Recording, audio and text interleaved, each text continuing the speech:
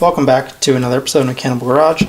On this episode, I'm going to be tearing down the Yamaha PW80 engine, cleaning it, and putting it back together with new components, and hopefully by the end we have a running engine. To start off, I have it just draining because I had literally filled it to the brim with fresh oil during storage, just to try to mitigate any sort of moisture buildup.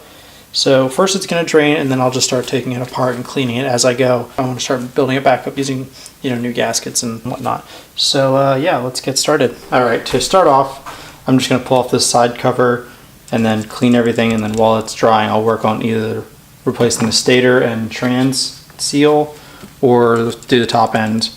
Either way, I'm going to try to do the same process that I did with the 200. So it's just basically I take everything apart, clean everything, and then reseal it. I'm going to throw out these bolts because they're all Phillips and I really don't like using them.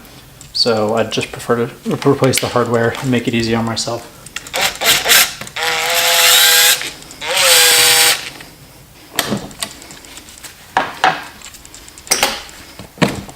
Okay. There we go. Okay. It's pretty easy. Yeah, it doesn't look too great. I mean, there's definitely condensation and oil mix in here. It's like a milk chocolate blend. Yeah, so there's a decent bit of that film in here. So I'm going to tip this back over and spray it out really well with parts cleaner. Okay, so now I'm going to pull off this guy and the stator, just so I can get to the seals behind them. I have OEM replacements. The transmission side is that one. Yep, so that's this one here, and then this one here is that part number. I ordered a replacement primary gear. This one's 15 tooth. I think I ordered a 12 or a 13. So to get this off, you just have a little snap ring.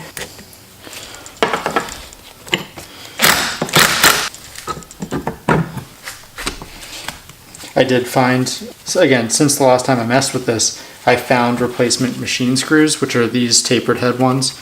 So I'm going to probably just replace these. I mean, I did just have them out, but you never know, because this one's starting to look a little bit messed up.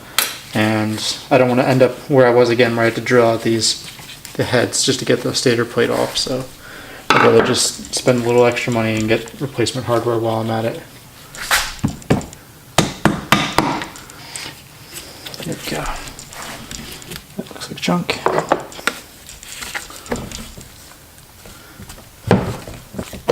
There we go.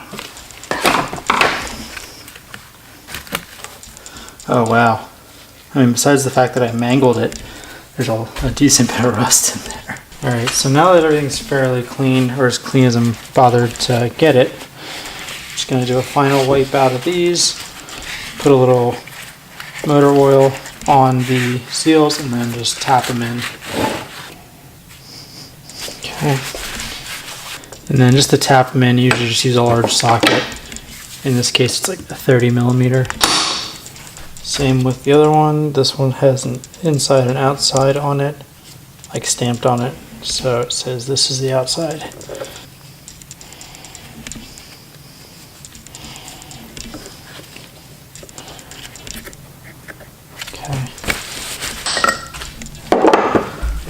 Okay, I guess we can move on to the top end.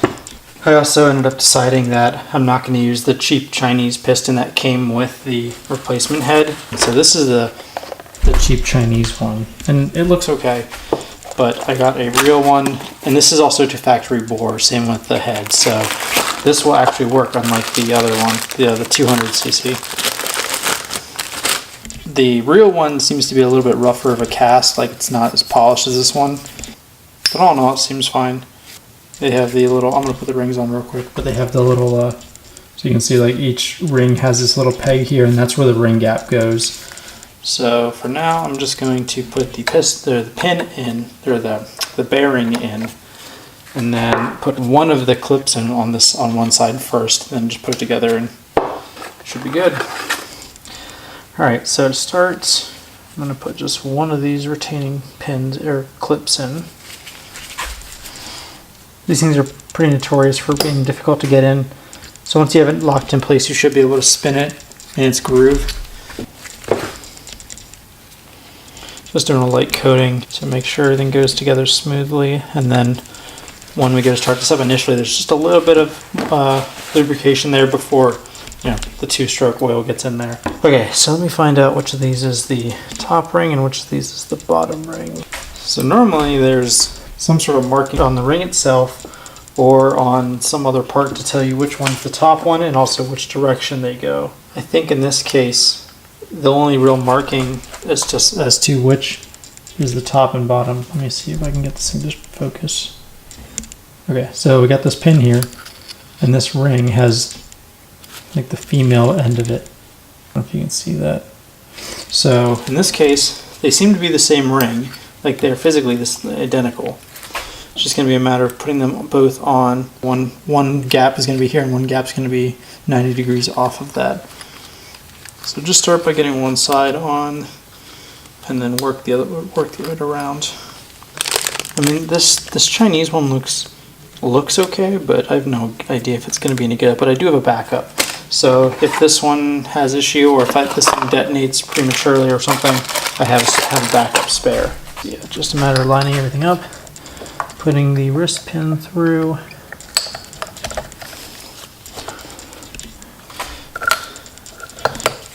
Also, I already did it, but just so you know, there's a little indicator as to where the exhaust port should be. So in this case, it's an arrow, which is down, and that should be on the exhaust port side. So now it's just a matter of pressing the rings with your fingers and working the piston in. There we go. Okay. Just rotate that a little bit and seat it in. There we go. I'm actually going to put Loctite on these, I think, just like a medium. I didn't see anything anywhere that said you had to, but this is a main engine component. Just to keep it from backing out with all the power this thing is going to make. Should be able to slap the gasket on. I wonder if this is supposed to be double gasketed, because it gave me 2 gaskets, so it seems kind of weird that it would be double. I'm going to just put one on for now, and then if I need to put a second one on, I will. But again, it seems kind of stupid. And this goes on here. I'm going to pull these nuts off real quick and put the ones I actually want to use, and then get this fully seated. And then move on to the stator side, because I have that stuff ready to go and new hardware for that as well. I wasn't able to find a torque spec for these bolts, so I'm going to just set them all to like 20 foot-pounds and see how it goes. At least if I can't find an exact measurement, I'm going to use my best guess and then also keep them all consistent. I think I'm actually stretching this stud, which is not good. Let me see if I can find the old ones, because if these are going to stretch that easily, I don't want to use them. So I'm pretty sure that's bent, so the camera's not going to pick it up, but if you take this and roll it on a smooth surface, I mean, it doesn't roll smoothly. So this thing bent, which it bent under 20 foot-pounds rather. Yeah, these are junk. So hold on, let me just see if this, you can see it. You'll see, like, instead of rolling smoothly, like this will roll like nice and smooth and consistent. This will roll like lumpy. So this thing bent. This shitty garbage bolt, nut, whatever, stud has bent it under less than 20 foot-pounds. So if you're gonna buy these Chinese heads, don't use the hardware.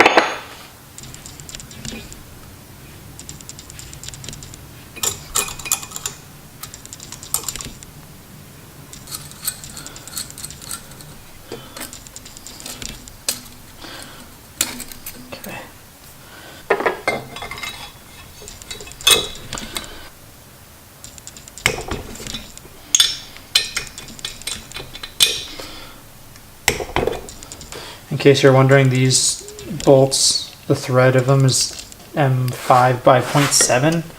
Yeah, so this is the factory one and this is the replacement, so they're identical. And the new ones I got are stainless, so, and also grade 8, so they should be adequate, if not better than factory. And they hopefully shouldn't strip out like the other ones do, because it seems like most of Yamaha's hardware is pretty cheap. Okay. And I'm still waiting on the Woodruff key, which is the little key here. I ordered new ones, and I'm just waiting on that now, so I'm not going to put the stator on yet. This cover just goes, not sure, I think like that. Yeah, okay. I'm not sure where some of the hardware went, but I got replacements, so. It's been a while since I messed with this engine, and I've realized I don't know where I put a lot of the old hardware and components. Like, I was looking for the carb, and I don't know where it is, so I'll have to just look for that more later. I'm just gonna use more stainless Allen head stuff, just because it looks a little better, I think. There we go, there's that. I'm probably just gonna pop the seal out now, and then once it comes in, I'll just tap it in and then put the cover on. That's easy. That's gonna look good, I think. I'm gonna throw a spark plug in it real quick and see, and just feel if it has compression. I don't see why it wouldn't, but you never know. Okay, I'm not sure where that Jing Ying spark plug went, but I'm just gonna put an NGK back in. BP6HS was what I found to be the factory temp range and spec. So yeah, that's the spec and the part number that I'm using.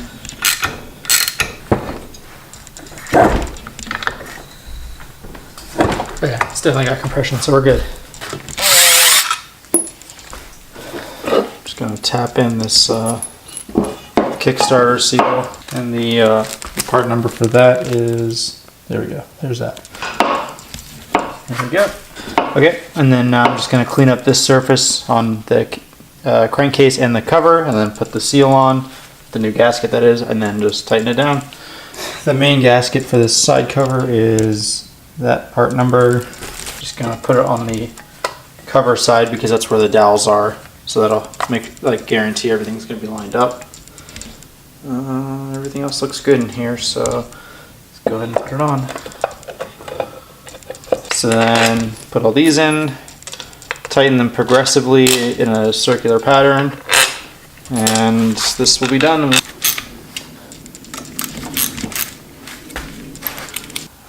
But otherwise this is done, so let's move on to the other side. Okay.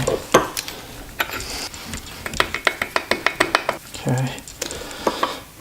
New C-clip, whatever, snap ring, and there we go. And then this can come back off. So the part number for this Woodruff key is this here. I ordered 2 of them. They're like $2 or $3. I figured I would lose one, so I might as well order 2 and not have to wait for more parts. It helps just to have a spare. Make sure it lines up. Okay. I was able to find a single factory bolt for this, but you know, I need 5, so 4. So that's not going to do. So what I did, I went and got more stainless Allen key ones in the same size. So I'll just stick with that. That way everything looks good and matches.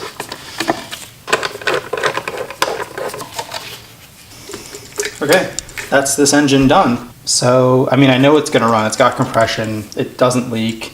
Everything's been resealed. All the hardware is now bolted in. The carbs are rebuilt. So there's literally no reason for this thing not to run.